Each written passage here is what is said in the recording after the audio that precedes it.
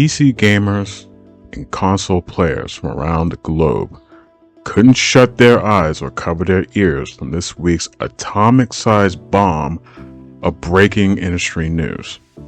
Devastating news of this caliber comes around every once in a while, but why is this suddenly starting to feel like an annual expectation of upsetting disappointment? But honestly, just forgive my rambling. Allow me to get to the point of what this video is really all about. So today we're discussing the monumental number of first-party studio layoffs within Microsoft's Xbox division. Now, to what I understand, as a whole, it's being reported that Microsoft's corporation plans to reduce their global staffing by an estimation of 4%. That's 4% of 200,000 employees from around the globe. As one would expect, this restructuring does include key staffing from within the Xbox Game Studio division.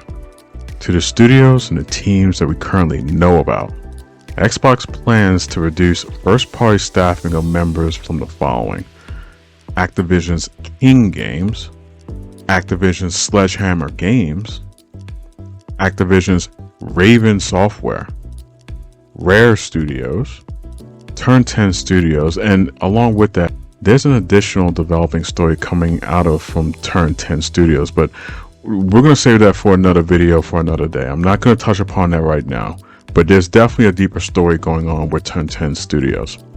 Reductions from Undead Labs, reductions from within ZeniMax Media, and reductions from within the initiative.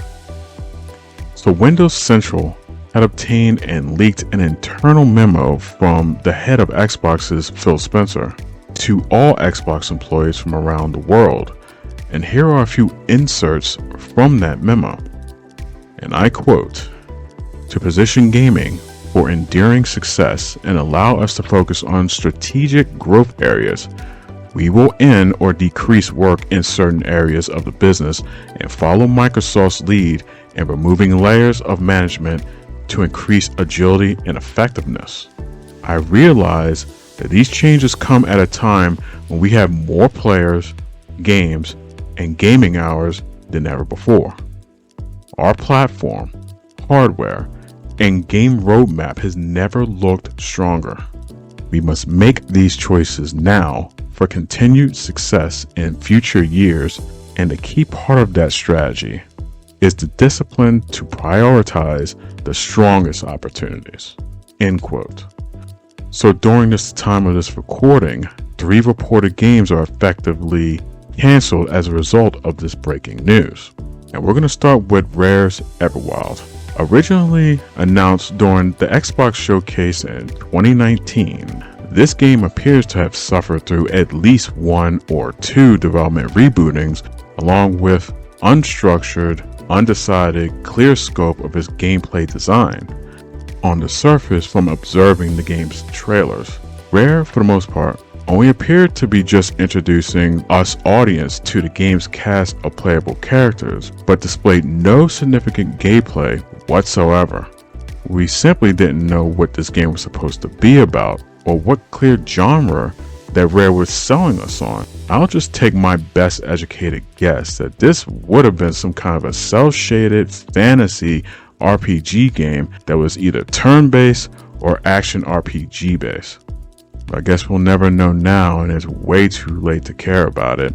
I'm sure over time it would have fit in well with Rare's unique catalog of games, but Everwild was most likely canceled due to its ill-adjusted, misguided sense of development direction of the overall vision of what the game was really supposed to be about. I personally don't believe this game will be all that missed at all, but the affected members of Rare surely will be missed. A good portion of Rare staff have been let go, or veteran members have decided to exit the studio and Microsoft altogether. It's unclear if more than one new IP was in the works with Rare in conjunction with continued support to CFDs, but to the staff members still left within Rare, there's no doubt in thinking they now have colossal shoes to fill from this sizable void of missing supporting staff members. Now we're going to move on to the second game, and we're hearing the second canceled game was an unannounced MMORPG from ZeniMax Media, and from what we're being told, it was initially designed to sunset and replace the ailing Elder Scrolls Online series. It is currently unknown just exactly how long this game has been in development, even though it's rumored to be close to over 7 years. But this game had to intersect between the dual developments of both Redfall and Starfield, both released the same year in 2023. Who knows how many other supporting studios were also involved in this MMORPG, but I'm only guessing that this had to have suffered through enough failed milestones for upper Microsoft management to pull the plug.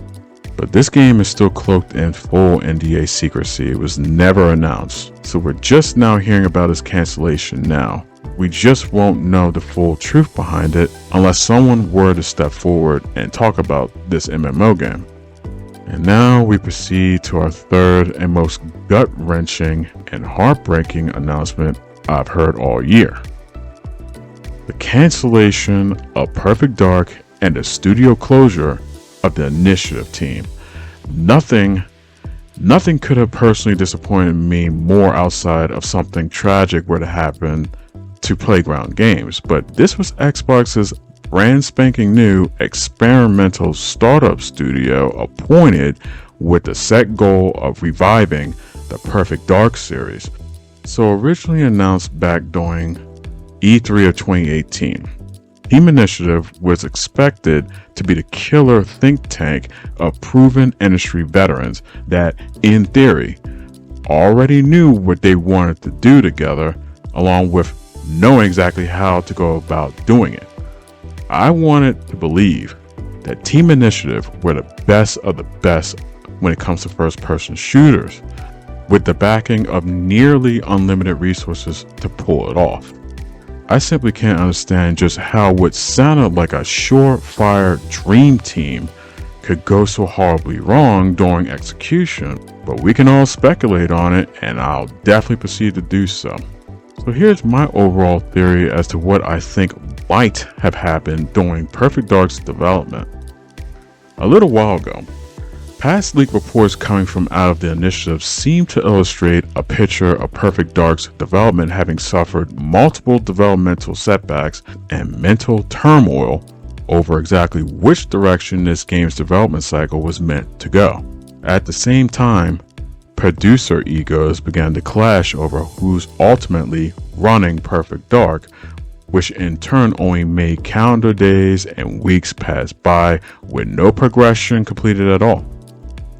Perfect Dark suffered from endless standstill arguments over final design of gameplay direction, and with constant setbacks, this only caused the initial leadership to step away and leave the studio on their own. Then, after a while, new leadership is appointed with supposedly a much clearer, focused idea as to where Perfect Dark was meant to go, but this leadership's ambition required a much bigger, trusted team. So in comes the Crystal Dynamics team from out of the blue.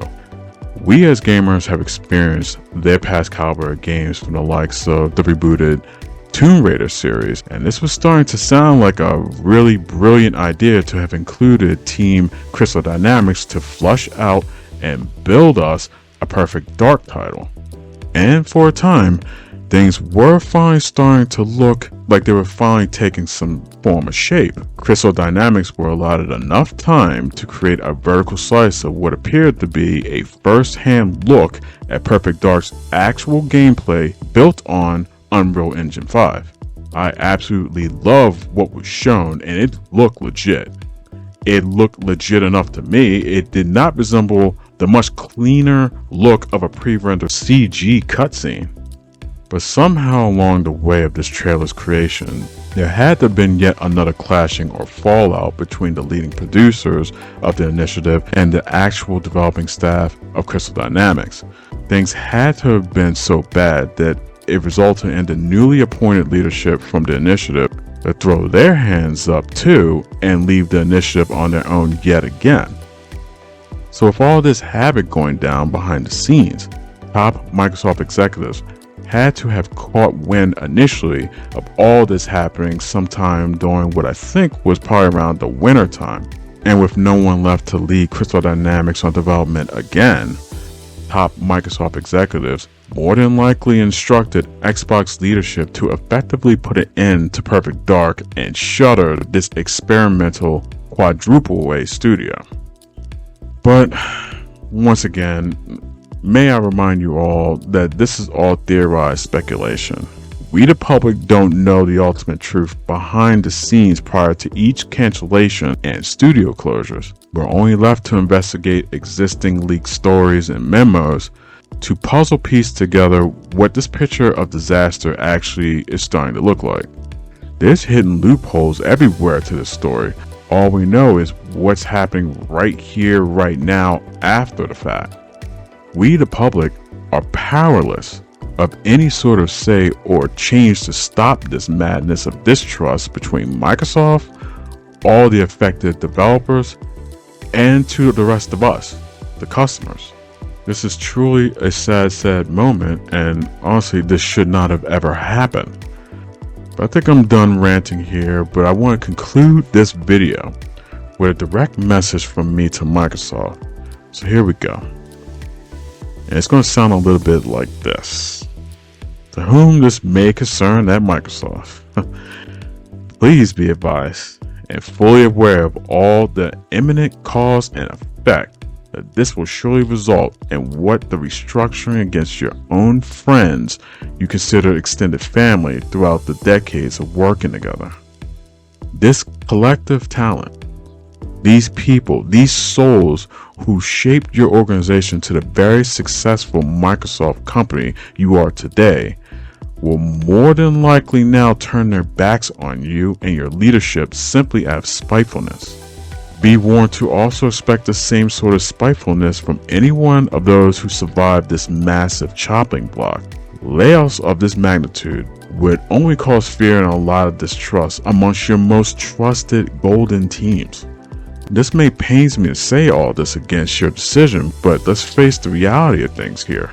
All your well-earned goodwill is now shattered yet again, and your development team's morale is most likely fractured beyond repair. For years, your decision to do this has caused a very valuable lesson to be learned and never forgotten.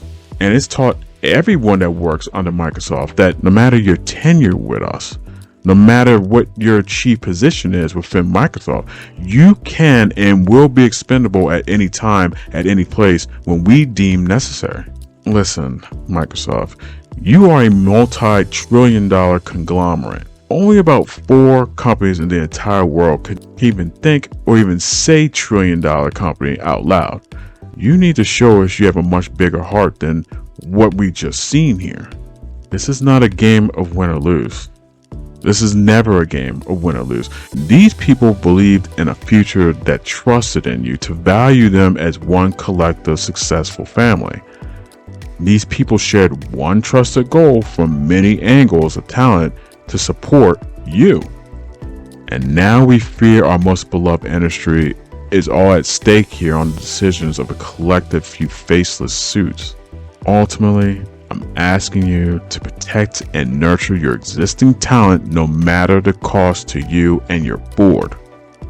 Because you will one day discover the pendulum of time can and will swing back at you right in your faces before you realize it's way too late.